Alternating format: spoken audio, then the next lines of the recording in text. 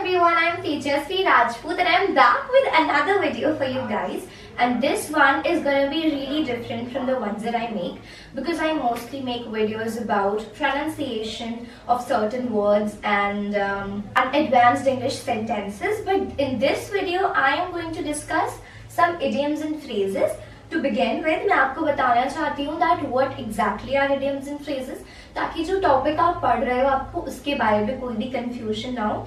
कहीं ऐसा ना हो कि आपको idioms and phrases तो समझ आ जाए, इनके मीनिंग्स भी समझ आ जाए, बट आपको यही ना समझ आए कि idioms and phrases बोलते किसको है, ठीक है? So first things first, let's clear this first कि idioms और phrases का मतलब क्या होता है बेसिकली। तो idioms और phrases का मतलब बहुत सिंपल होता है, कहावतें, ठीक है? जो मुहावरे होते हैं, जो कहावतें होती हैं, उनको ही हम idioms and phrases बोलते हैं। इतना क्लियर हो गया होगा। तो कहावतें हिंदी में बोलते हैं, idioms इंग्लिश में बोलते हैं, ठीक है? अभी मैं आपको कुछ कहावतें बताने जा रही हूँ जो कि इंग्लिश में है। जैसे हम हिंदी में कहावतें यूज करते हैं वैसे हम इंग्लिश में भी कहावतें यूज करते हैं। So let's discuss about this, okay? First one is the best of both worlds. The best of both worlds. It means that you can enjoy two different opportunities at the same time. इसका मतलब ये होता है कि आप दो opportunities को, दो चीजों को एक ही समय पे enjoy कर पा रहे हैं, ठीक है? Let me give you an example. By working part-time and taking care of her kids 2 days a week, she managed to get the best of both worlds. यानी कि उसने एक ऐसी जॉब के लिए ऑप्ट किया जिसमें कि एक पहला वो पार्ट टाइम जॉब कर रही है, she is able to earn something for her family and at the same time she is able to look after her kids 2 days a week. So yeah that's like cherry on the cake. ये भी एक idiom है. इसका मतलब होता है कि सोने पे सुहागा. हम हिंदी में बोलते हैं ना, ये तो सोने पे सुहागा हो गया. So you can say cherry on the cake और icing on the cake. Both are correct, ठीक है? Let's move to the next sentence. I mean idiom. Speak of the devil. Speak of the devil. हम बोलते हैं ना हिंदी में शैतान का नाम लिया और शैतान हाजिर, तो उसको हम इंग्लिश में बोलते हैं speak of the devil.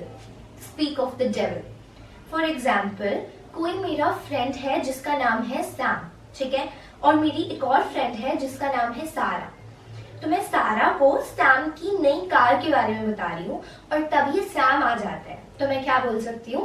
Oh, speak of the devil, I was just telling Sara about your new car. तो मैं सैम को क्या बोल रही हूँ? Oh, speak of the devil, I was just telling Sara about your new car. मतलब मैं भी सारा को तुम्हारी नई कार के बारे में बता ही रहा था और इतने में तुम आ गए.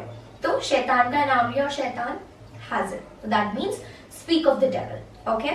Now let's move to the next idiom. See eye to eye. See eye to eye का मतलब होता है to agree with someone. ठीक है? आप किसी की हाँ में हाँ मिला रहे हो, उसका मतलब होता है see eye to eye. ठीक है? Let me give you an example. They finally saw eye to eye for the business deal. मतलब business deal के लिए finally उन्होंने हाँ कर दी. They finally agreed. They finally saw eye to eye for the business deal. Okay? Now let's move to the next one. A piece of a cake. A piece of a cake.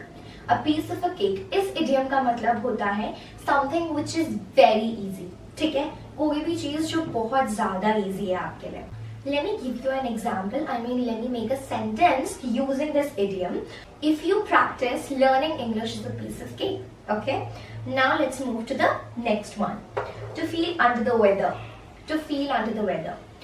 For example, बहुत बार ऐसी situations arise कर जाती हैं that you are not feeling well और sometimes you are not willing to go to that party where the person you don't like is invited. ठीक है? आपका मन नहीं है क्योंकि जिस पर्सन को वहाँ पे इन्वाइट किया यू डोंट लाइक हिम और हर. ठीक है?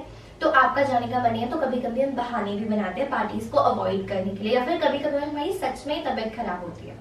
तो all the idioms, firstly I am gonna tell you कि आप इनको सिर्फ इनफॉर्मली यूज करते हैं. You can not use them in formal English. Okay? ये सिर्फ और सिर्फ इनफॉर्मली यूज होते हैं. Like you can use it with your friends, with your family and with your colleagues if you are in good terms with them, but not with your boss, not with the teachers and not with the principal. ठीक है? आप बड़े लोगों से कभी भी idioms में बात नहीं करेंगे because they may get offended. Okay? So let me just tell you the meaning of this.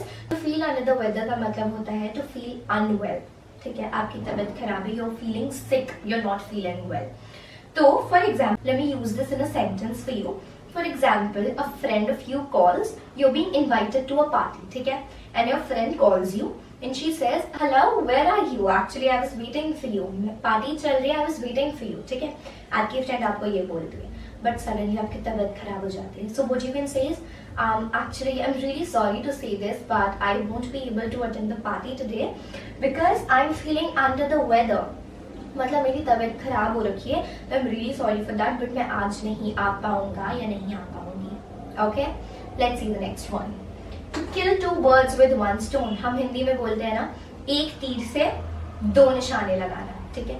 एक तीर से जब हम दो निशाने लगाते हैं तो हम उसको इंग्लिश में बोलते हैं to kill two birds with one stone, ठीक है. Now let's see an example of this. An example of this idiom could be, I have to go to the bank and on the way back I'll pick up some groceries too. Killing two birds with one stone. यानी एक तीर से दो निशाने लगे. एक तो मैं बैंक जा रहा हूँ और मैं वापस आते हैं मुझे ग्रोसरीज भी चाहिए, तो मैंने एक तीर से दो निशाने लगा लिए. Okay, now let's see the next idioms. Okay guys, so now let's see the next sentences. Okay, this one is to cost an arm and a leg. ठीक है, to cost an arm and a leg. अब हम इसका meaning देखते हैं. ठीक है, इसका मीनिंग होता है something which is very expensive. कोई ऐसी चीज है जो बहुत ज्यादा महंगी है, you can't afford that. ठीक है, for example, just giving you an example, sentence बता रही हूँ. This is very silly but don't judge me for this. ठीक है, for example, I bought this marker for like let's say 10,000 bucks. ठीक है, I know it's stupidity but still let's assume. ठीक है, for example, I bought this marker for 10,000 bucks. For example, मेरी friend मुझसे पूछती है कि तुमने ये मार्कर कितने का लिया, तो मैं उनसे बोलूंगी कि I bought this marker for 10,000 bucks and you know what, it costed me an arm and a leg. मतलब बहुत महंगा था और मैंने बहुत मुश्किल से खरीदा ये चीज. तो कोई भी चीज अगर एक्सपेंसिव और आपने बहुत मुश्किल से खरीदी है, so what you can say is, oh my god, don't ask, this costed me an arm and a leg. ठीक है, now let's see the next idiom.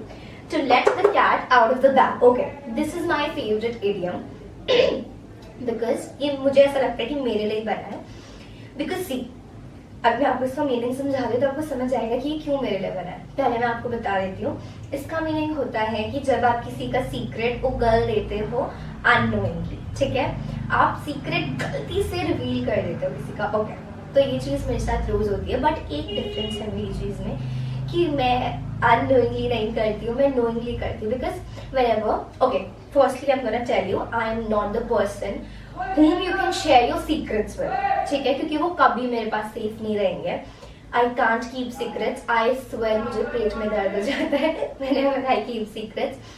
For example, my friends tell me something that you know this happened and that happened and then that happened. तो मैं क्या करती हूँ, मेरे पेट में नहीं पच पाती बातें. What can I do? तो मैं घर आके वो सारी चीजें दीदी को बता देती हूँ. Knowingly, ठीक है. Jokes apart, let's move to the point. To let the cat out of the bag, इस idiom का मतलब होता है कि आपने किसी का सीक्रेट उगल दिया unknowingly. ठीक है, मेरी तरह नहीं, knowingly नहीं, unknowingly. ठीक है, to let the cat out of the bag. Let me give you an example. Why did you let the cat out of the bag? इसी के जैसा एक similar meaning भी है, इसी के जैसा एक similar idiom भी है, जो कि है to spill the beans. ठीक है, to spill the beans यानी आपका किसी ने सीक्रेट रिवील कर दिया, तो you can say don't spill my beans. ठीक है, मेरी सीक्रेट्स मत बताना किसी को भी. और why did you let the cat out of the bag? ठीक है, आपने क्यों मेरा सीक्रेट बताया. Okay, you can use this sentence with me, but I do not reveal secrets unknowingly. I do them knowingly. मुझे पता रहता है कि मैं सीक्रेट्स रिवील करने जा रही हूँ, but I just can't hold myself back. Now let's see the next one. To add insult to the injury. ठीक है, insult to the injury. ये sorry for the huge and massive circle. ठीक है, तो to add insult to the injury इस idiom का मतलब होता है कि for example वो, हाँ, इसका सिमिलर मैं आपको बहुत क्लोज कहावत बताती हूँ जो कि हिंदी की है. जले पर नमक छिड़कना, वो वाली चीज होती है ना, अगर कहीं आपका पैर कहीं से जल गया, ठीक है, एंड समवन सेज अरे इस पर नमक छिड़क लो, दैट इज नॉट गुड। बहुत जलन होती है, ठीक है, बहुत जलता है वो पार्ट आपका जहां भी लगी है, ठीक है। तो to add insult to the injury भी काफी सिमिलर है। फॉर एग्जाम्पल, आपको पहले से इंजरी हो रही है और ऊपर से कोई आपकी इंसल्ट कर दे, आपकी बेइज्जती कर दे, बहुत गुस्सा आता है ना, तो it's kind of similar to जले पे नमक छिड़कना। फॉर एग्जाम्पल, आप पहले से ही hurt and someone says something to you which they shouldn't have और something which is inappropriate for you, you will say, see I am already hurt, please don't add insult to the injury. Okay, now let's see the next idiom, to cut corners. To cut corners का मतलब है कि कोई चीज रफली करी है आपने, ठीक है, कोई भी चीज मतलब आपने अच्छे से नहीं करी, रफली बनाई है कोई भी चीज, मतलब अप्रोप्रिएट वे में नहीं बनाई। For example, they cut corners while making the bathroom, ठीक है, the shower is leaking, they cut corners while making the bathroom, the shower is leaking. Okay, so yeah, that's it for this video. I hope you people like this, and yeah, I'll be bringing such content for you, and you might have learned something new from today's idioms and phrases. In this part I have only listed 10, but yeah, surely I'm going to come with more parts of idioms and phrases, because this is such an integral part. If you want to have a conversation with someone, it's very important that you use these idioms and phrases, because they make you sound more professional and they make you sound more smart, right? So yeah, you can just use these idioms and sound like a native. Okay, bye bye, thank you.